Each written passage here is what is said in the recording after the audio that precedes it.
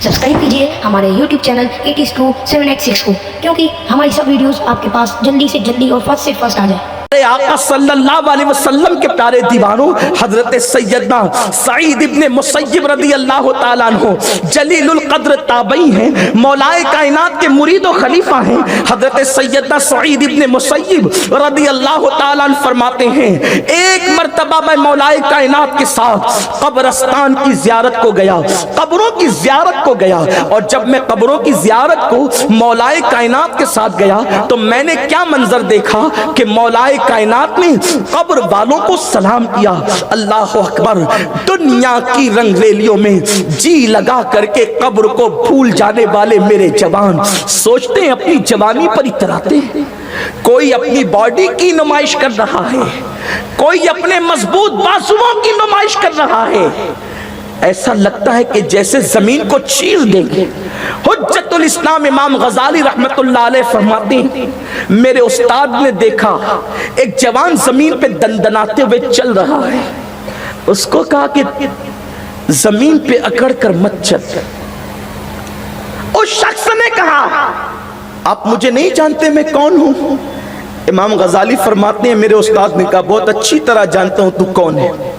तेरी इब्तिदा पानी का नापाक कतरा है और तेरी इंतहा कब्र की सड़ी हुई बदबूदार मिट्टी है।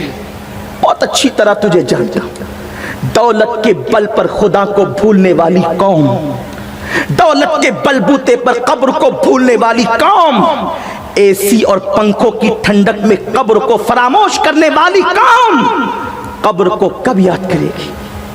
सईद इब्ने मुसय्यब कहते हैं, मौलाए कायनात ने जब कब्रिस्तान में कदम रखा, कब्र वालों को सलाम किया।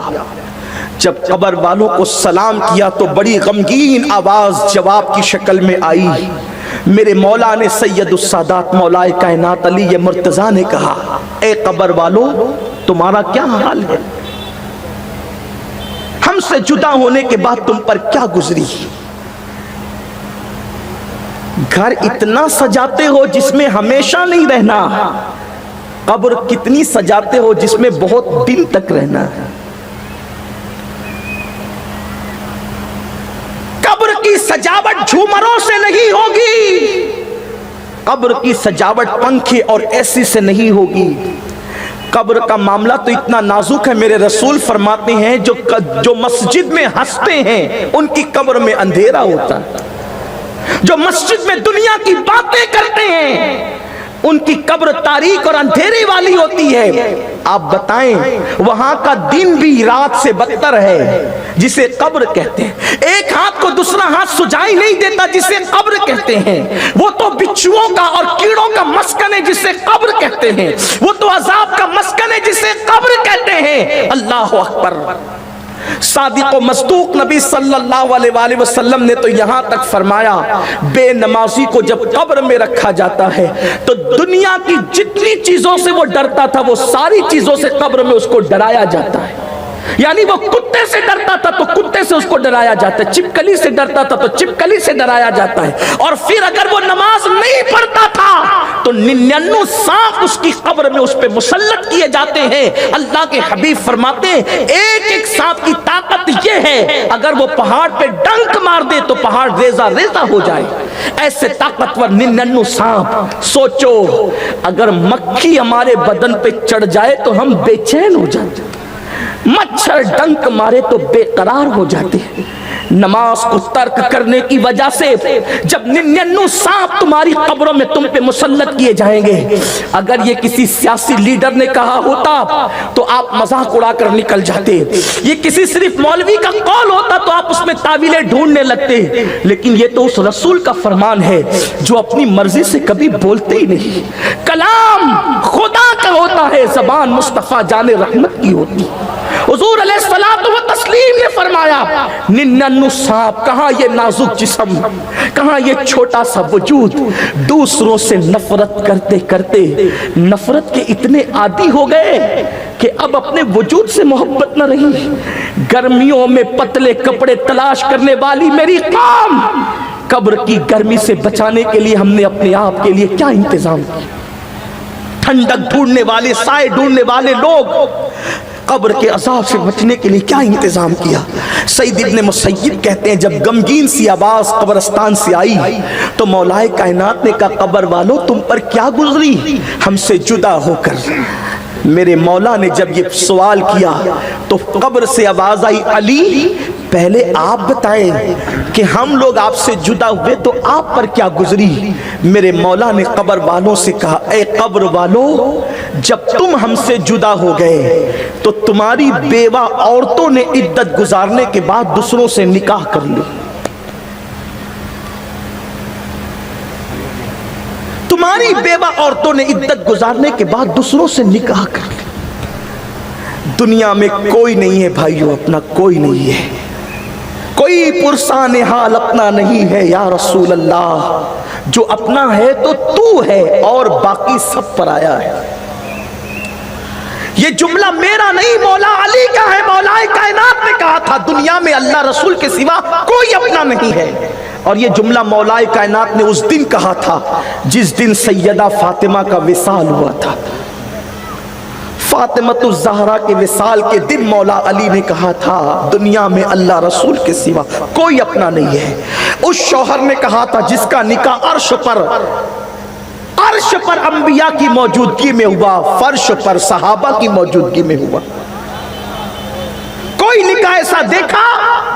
کسی نکاح کے بندھن میں ایسا بندے کسی کو دیکھا جس کا خطبہ پڑھنے کے لیے، نکاح کا خطبہ عرش پر پڑھنے کے لیے جنت سے آدم کو بلایا گیا ہو، اور زمین پر جس کے نکاح کا خطبہ امام الانبیاء نے مسجد نبوی میں پڑھا ہو؟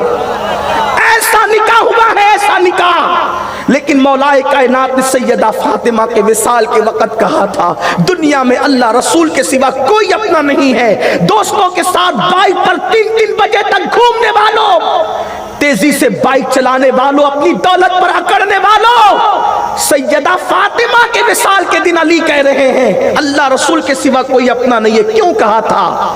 جب سیدہ فاطمہ الزہرا کو قبر میں رکھ دیا اور ابھی مٹی ڈالی جانے والی تھی، اس سے پہلے مولا کائنات قبر کے کنارے پہ کھڑے ہو کر آواز لگاتے فاطمہ فاطمہ فاطمہ.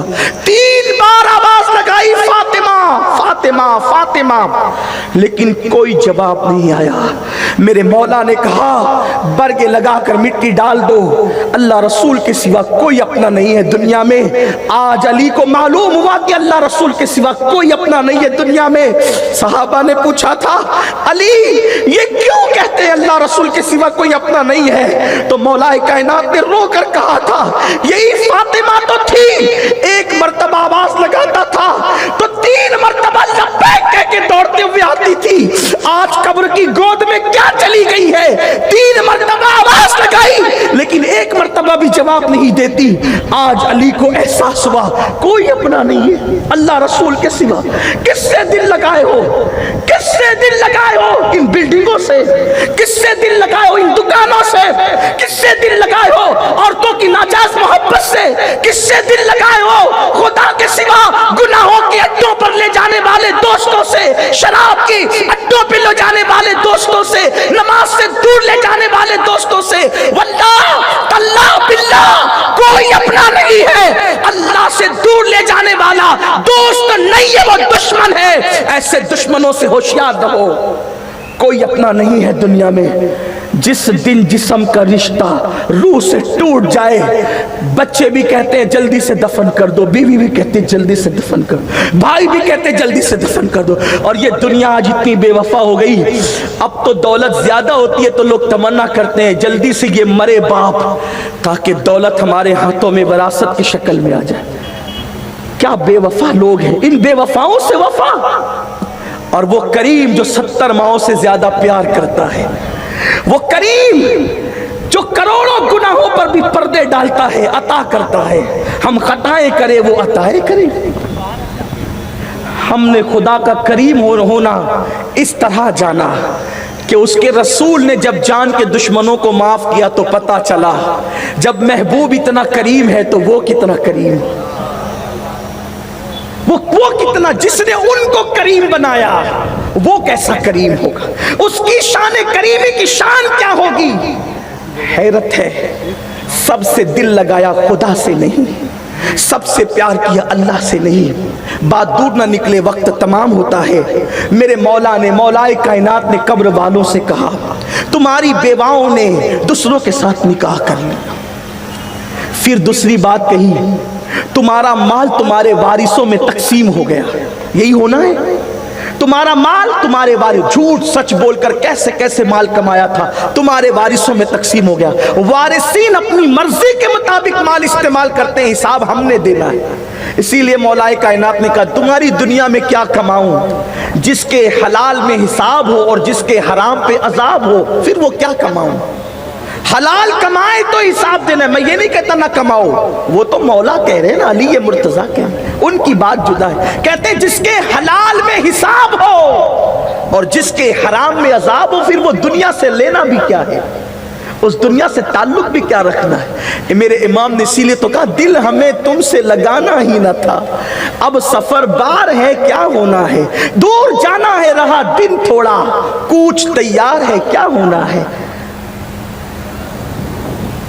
مولا کائنات کہتے تمہارا مال وارثوں میں تقسیم ہو گیا، وہ اپنی مرضی سے عیش کر رہے ہیں۔ اور تیسری بات کہی تمہارے اونچے خوبصورت مکانوں میں تمہارے دشمن آباد ہو گئے، وہ آتے جاتے ہیں، جن کا گھر میں آنا تمہیں پسند نہیں تھا آج وہ تمہارے گھروں میں عیش کرتے ہیں۔ پھر مولا کائنات کی آنکھوں میں آنسو تھے، فرمایا اس سے زیادہ کیا کہوں۔ پھر فرمایا کہ اے قبر والو اب تم بھی بتاؤ تم پہ کیا گزری۔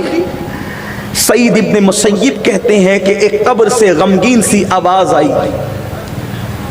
بہت حیرت ہے، جس رزق کا اللہ نے وعدہ کیا اس رزق کے لیے کتنی محنتیں کرتے ہیں، اور جس مغفرت کا اللہ نے ہمارے ساتھ کوئی وعدہ نہیں کیا اس مغفرت کے لیے ہم کتنی کوشش کرتے ہیں، ہم نے کتنی کوشش کی۔